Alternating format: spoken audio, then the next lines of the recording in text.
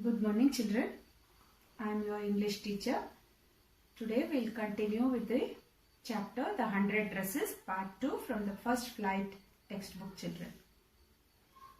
In continuation of the previous lesson, The 100 Dresses, Part 2 reveals why Wanda Petronsky had not been coming to school. The Petronsky family decided to move to a big city where no one would care about their unfamiliar name. On hearing the note, Maddie and Peggy got anxious as they realized that they would never get a chance for making amends for all the teasing they had done. So children, here both the girls got relieved only on learning that Wanda liked them and had dedicated one of the 100 dresses to each one of them. So children, now let us move on to the lesson, The 100 Dresses, Part 2. Children, here the lesson begins with all the students of room number 13 having a look at the wonderful drawings of Wanda Petronsky.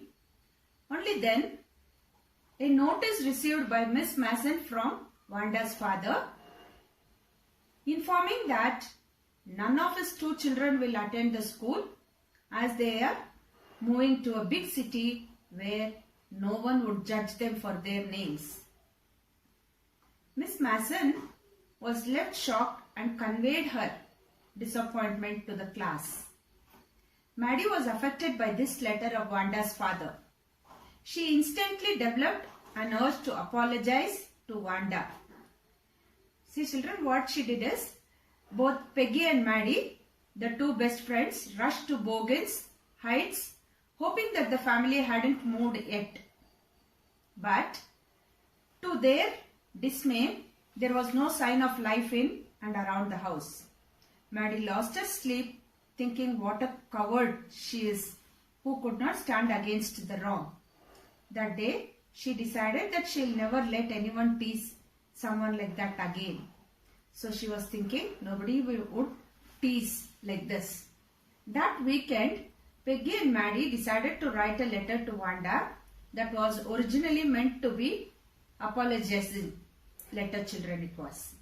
But they ended up writing a friendly note asking her how did she like the new place.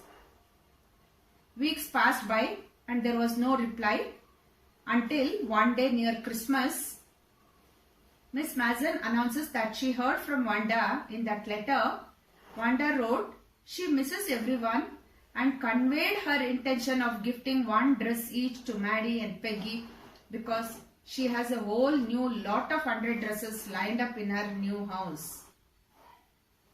Both of them were very happy to receive it and later realized that it was their faces she had drawn along with the dresses. Thus, they both concluded that Wanda did like them. While the class was circling the room, the monitor from the principal's office brought Miss Mason a note. Miss Mason read it several times and studied it thoughtfully for a while. Then she clapped her hands. "Attention class! Everyone back to their seat!" she shouted, children. And then when the shuffling of feet had stopped and the room was still and quiet, and Mason said, "I have a letter from Wanda's father that I want to read it to you." Miss Mason stood there a moment and the silence in the room grew tense and expectant. The teacher adjusted her glasses slowly and deliberately. Her manner indicated that was coming. This letter from Wanda's father was a matter of great importance. Everybody listened closely as Miss Mason read the brief note. See children, I'll continue this story. See till here, it is how her father is conveying the message to the principal that they will not come back to the school again because and because of children teasing about their names and their dresses. So he says that we are moving to a very big city where nobody will tease my kids, he thinks. So children, here is a video, a small video to you all. Watch the video. If you have any doubt, you can ask me in my live class on Saturday. After this question and answers, as usual, you write it in your classwork and do the worksheet, children. Thank you. Have a nice day. While the class was circling the room, the monitor from the principal's office brought Miss Mason a note. Mom, here is a note, is given by principal. Attention, students. I have a letter from Wanda's father that I want to read.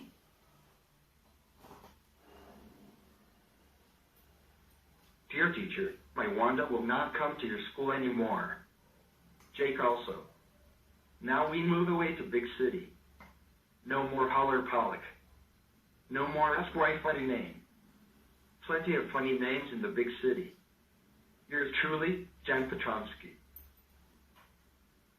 A deep silence met the reading of this letter. I'm sure that none of the boys and girls in room 13 would purposely and deliberately hurt anyone's feelings, because his or her name happens to be a long, unfamiliar one.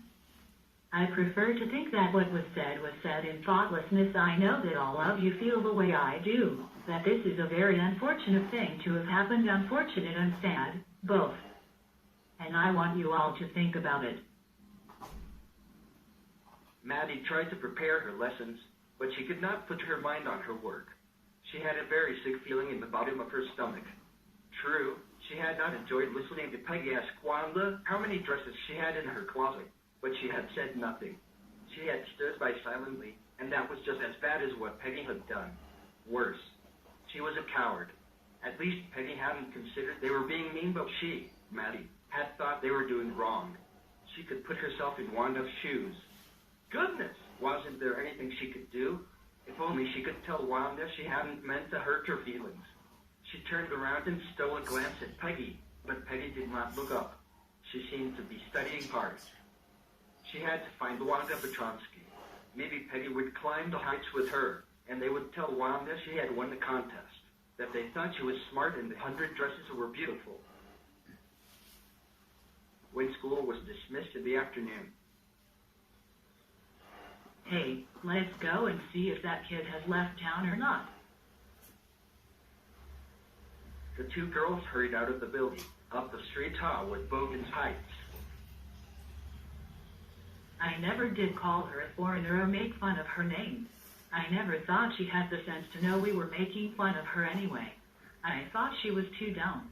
And gee, look how she can draw. Maddie could say nothing. All she hoped was that they would find Wanda. She wanted to tell her not to move away and everybody would be nice. She and Peggy would fight anybody who was not nice. I think that's where the Petronskys live. Peggy knocked firmly on the door, but there was no answer. She and Maddie went around to the backyard and knocked there. Still, there was no answer. There was no doubt about it. The Petronskys were gone. How could they ever make amends? They turned slowly and made their way back down the hill. Well, anyway, she's gone now, so what can we do? But that night she could not get to sleep. She thought about Wanda and her faded blue dress and the little house she had lived in. And she thought of the glowing picture those 100 dresses made, all lined up in the classroom. At last Maddie sat up in bed and pressed her forehead tight in her hands and really thought. This was the hardest thing she had ever done. After a long, long time, she reached an important conclusion. She was never going to stand by and say nothing again. On Saturday, Maddie spent the afternoon with